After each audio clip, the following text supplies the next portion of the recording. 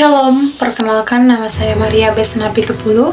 Saya adalah mahasiswa Institut Agama Kristen Negeri Tarutung, Prodi Pendidikan Agama Kristen semester 6 Grup D. Saya membuat video ini bertujuan untuk memenuhi tugas mata kuliah Teologi Alkitab yang diampu oleh dosen pengampu Pak Baginda Sitompul MPDK. Baiklah, pada saat ini saya mengambil judul atau materi yaitu hubungan teologi Alkitab dengan eksegesis. Jadi, pertama-tama saya akan menjelaskan lebih dahulu apa yang dimaksud dengan teologi dan apa yang dimaksud dengan Alkitab.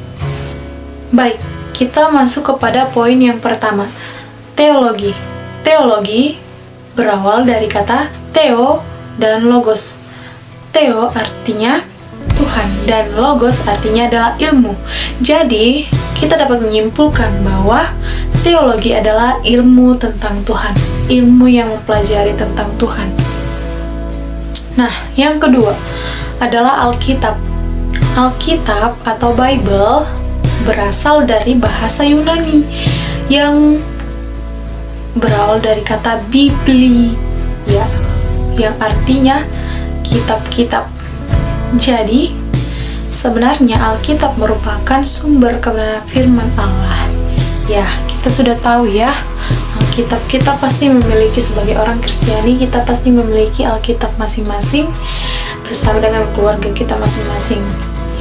Alkitab ini berisi dari kitab Perjanjian Lama hingga Perjanjian Baru. Dimulai dari kitab Kejadian sampai kitab Wahyu sebagai penutup. Nah, semuanya itu adalah perkataan atau firman Allah yang tidak dapat dikatakan salah karena semuanya adalah firman dan kebenaran Allah.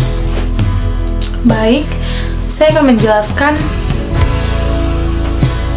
teologi Alkitab. Teologi Alkitab adalah teologi yang disusun dari usaha yang dilakukan atau doktrin-doktrin yang dilakukan untuk menggali informasi, untuk mengetahui lebih dalam mengenai Alkitab, meneliti Alkitab, menggali, menafsir, mencari lebih tahu lebih dalam mengenai peristiwa-peristiwa apa yang terjadi di dalam Alkitab, latar belakang penulisannya seperti apa, dan histori-histori ceritanya seperti apa. Itulah yang dikatakan dari teologi Alkitab. Dan siapa yang menulis Alkitab tersebut? Nah, di dalam teologi Alkitab atau teologi biblika sangat diperlukan yang namanya eksegesis. Ya, kita masuk ya ke poin selanjutnya. Tadi teologi dan Alkitab sudah kita bahas, sekarang kita membahas tentang eksegesis. Eksegesis atau menafsir ya. Eksegesis berasal dari bahasa Yunani yaitu eksegesis. Ya, artinya adalah menjelaskan, menafsirkan, memiliki hubungan dengan teologi Alkitab, karena di dalam eksegesis yang benar menghasilkan teologi yang benar.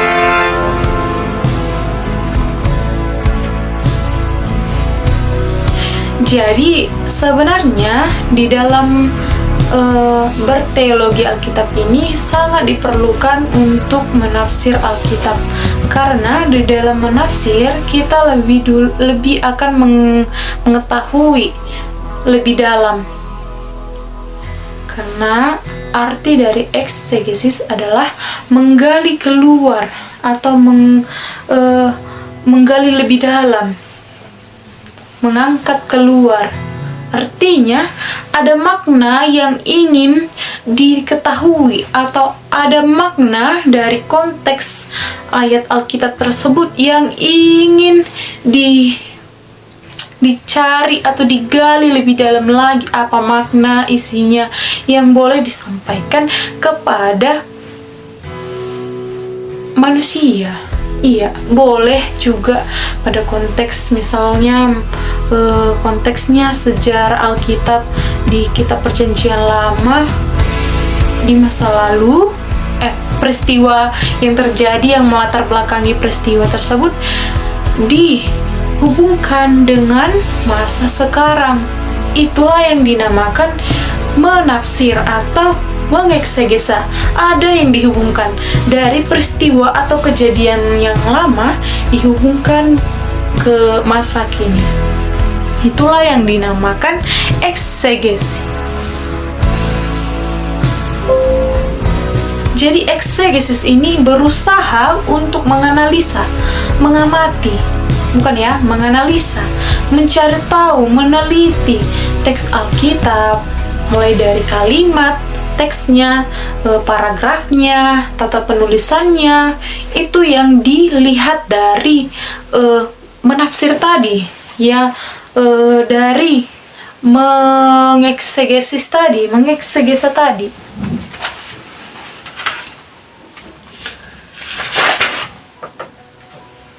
Nah, kita bisa ambil satu contoh. Saya akan memberikan satu contoh teologi Alkitab yang dieksegesa. Terdapat dalam Yohanes 1 ayat 1, Lembaga Alkitab Indonesia mengatakan bahwa isinya adalah, pada mulanya adalah firman. Firman itu bersama-sama dengan Allah, dan firman itu adalah Allah. Tetapi di dalam Alkitab Yunani, pada mulanya ada firman. Firman itu bersama-sama dengan Allah, dan firman itu adalah Allah. Nah, perbedaan antara Alkitab Indonesia dengan Alkitab Yunani berada pada kata adalah dan ada.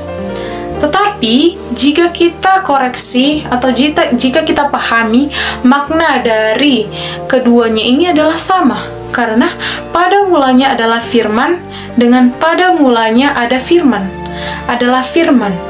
Maknanya hampir sama semuanya. Firman itu bersama-sama dengan Allah, dan firman itu adalah Allah.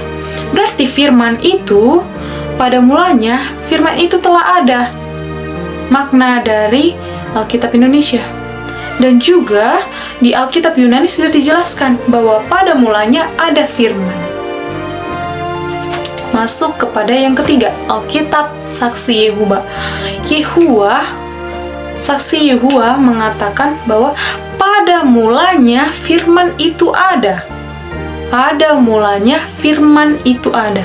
Dan firman itu bersama Allah besar, dan firman itu adalah suatu Allah. Suatu Allah, Allahnya itu yang terakhir adalah huruf kecil. Huruf kecil tidak menandakan bahwa maknanya itu adalah Allah yang berkuasa di atas kerajaan surga. Tidak. Allah yang dikatakan di dalam Alkitab Saksi Yehuwa ini adalah Allah huruf kecil. Dan yang kita ketahui dan yang kita katakan benar bahwa Allah yang sesungguhnya tulisannya berawal dari huruf kapital A, bukan huruf kecil a. Jadi, kita bisa mengambil kesimpulan bahwa Alkitab Saksi Yehuwa ini menafsir. Kita tafsir bahwa ini adalah salah. Dan yang benar adalah Alkitab Indonesia dan Alkitab Yunani, karena maknanya tetap sama. Pada mulanya adalah firman, pada mulanya ada firman. Firman itu bersama-sama dengan Allah, dan firman itu adalah Allah. Jadi maknanya tidak berbeda dan masih sama.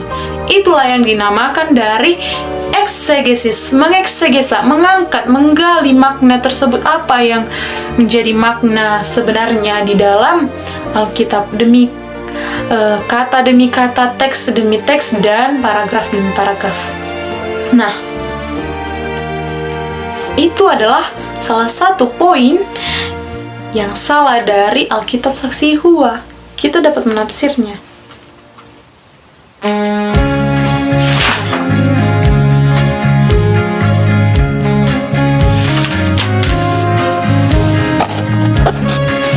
Nah, di dalam menafsir atau mengeksegesis. Sebenarnya seseorang yang ingin menjadi seorang penafsir Alkitab harus merasakan atau memiliki rasa terbeban, keterbebanan, memiliki tekad menggali firman Tuhan. Salah satu contoh, kalau misalkan kita membaca Alkitab saja tanpa menggali lebih dalam apa maknanya, belajar dari buku-buku yang termaksud menjelaskan Alkitab, ayat Alkitab, mungkin akan menghasilkan tafsiran yang lebih bagus lagi. Karena saya sudah pengalaman, saya membaca Alkitab belum tentu saya dapat memahami ayat Alkitab tersebut. Kalau di dalam kitab Amsal, bolehlah saya mengerti, karena di dalam kitab Amsal kalimat dari ayat Alkitab tersebut, teks Alkitab tersebut sangat mudah dipahami karena berisikan nasihat-nasihat. Sedangkan banyak di dalam kitab-kitab, misalkan kitab Kejadian, Keluaran, itu harus benar-benar ditafsir, digali lebih dalam mengenai penciptaan juga, kejatuhan manusia ke dalam dosa. Tidak boleh hanya dibaca, tetapi harus diketahui lebih dalam apa maknanya, bagaimana manusia itu jatuh ke dalam dosa, mengapa manusia bisa jatuh ke dalam dosa, dan kenapa manusia harus jatuh ke dalam dosa. Itu juga menjadi pertanyaan-pertanyaan yang dimunculkan untuk menafsir dan akan menemukan jawaban pasti. Jadi tidak semudah yang dibayangkan menafsir Alkitab, tetapi harus betul-betul menggali atau merasa terbebani sehingga mempunyai tekad untuk menghasilkan tafsiran yang lebih bagus. Karena sudah dikatakan bahwa menafsir atau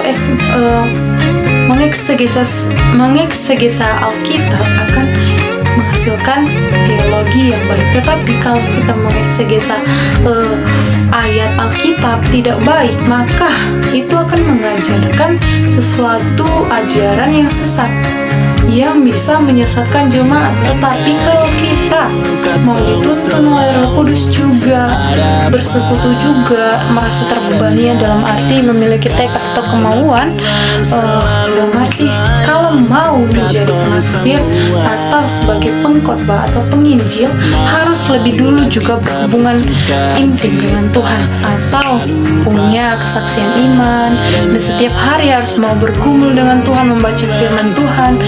Jadi seorang penafsir tidak mudah, atau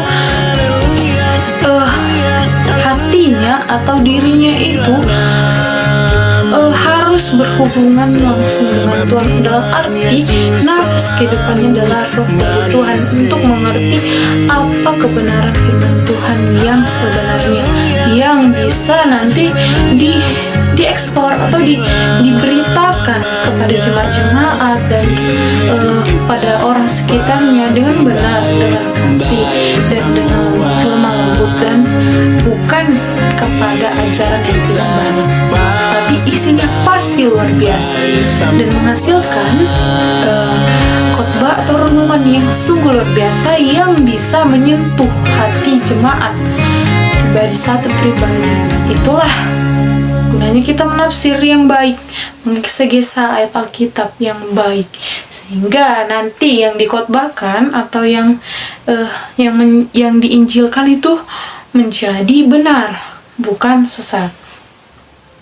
Jadi di situ juga dalam mengeksegesa, dalam teologi Alkitab diperlukan eksegesa yang baik, bukan yang tidak baik, sehingga nanti ketika dikhotbahkan akan menghasilkan khotbah yang baik dan tidak sesat. Nah, menafsir yang baik atau menafsir yang baik, yang pertama dilakukan dalam menganalisa teks, menganalisa Alkitab, sejarah dan latar belakangnya, sastranya, bahasanya, dan konteksnya. Jadi kalau kita mau belajar dalam teologi Alkitab, ilmu tentang Tuhan, jadi kita harus mengerti konteks dari cerita Alkitab tersebut, mengetahui maknanya, mencari buku-buku yang boleh memberikan pengetahuan yang lebih dalam lagi di dalam menafsir atau mengeksegesa Alkitab tersebut. Jadi hubungannya teologi Alkitab dengan eksegesis sangat erat hubungannya. Karena di dalam teologi Alkitab sudah harus meneliti, sudah harus menerjemahkan. Artinya sudah harus mengeksegesis ayat Alkitab atau teks Alkitab yang akan dikhotbahkan, yang akan digali, yang akan dicari tahu kebenarannya, yang akan dicari tahu apa sebenarnya isi maknanya, yang bisa diungkap, yang bisa yang diceritakan secara benar, dan itu harus dituntun dari Roh Kudus dan Tuhan, tidak boleh asal-asalan. Jadi seorang penafsir yang baik harus memiliki hubungan dengan Tuhan yang baik, memiliki hubungan intim yang sangat erat, sehingga dia menjadi penginjil yang sungguh luar biasa, yang memiliki keimanan yang kuat dan memiliki napas kehidupan roh yang dari Tuhan, memiliki keberanian tekad dan memiliki langkah yang boleh memberikan yang terbaik untuk Tuhan juga. Mengajukan pertanyaan. Jadi hubungan teologi Alkitab dengan eksegesa itu sangat erat ya. Kalau kita mau belajar berteologi Alkitab, tentu harus mengeksegesis, menerjemahkan, menyelidiki, menafsir, supaya yang dikabarkan itu benar dan sesuai dengan perintah Tuhan atau kehendak Allah, bukan ya malah menyesatkan jemaat. Jadi itu intinya. Ketika kita sedang mengeksegesis Alkitab, teks Alkitab itu dengan baik, maka hasil dari teologi itu akan sempurna dan baik, dan bolehlah diberitakan kepada jemaat-jemaat dan masyarakat yang ada di sekitarnya, sehingga tersentuhlah hati jemaat dan berkembanglah iman para jemaat tersebut. Jadi sangat-sangat erat dan tidak dapat dipisahkan antara teologi Alkitab dengan eksegesis tersebut. Jadi, ketika kita mau berkhotbah, marilah kita berusaha untuk mengeksegesis ayat Alkitabnya dulu, mengetahui, menggali lebih dalam apa makna dan konteksnya dari kalimat-kalimat dan teksnya, bahasanya juga perlu kita ketahui dari bahasa Yunani atau dari Ibrani. Mari kita lebih belajar lagi lebih dalam mengenai dari buku-buku juga boleh. Itu yang bisa saya sampaikan. Semoga kita boleh menambah ilmu pengetahuan kita. Kurang sedikit banyaknya ilmu yang boleh saya sampaikan. Saya mohon maaf sebesar-besarnya. Sekian dan terima kasih. Shalom.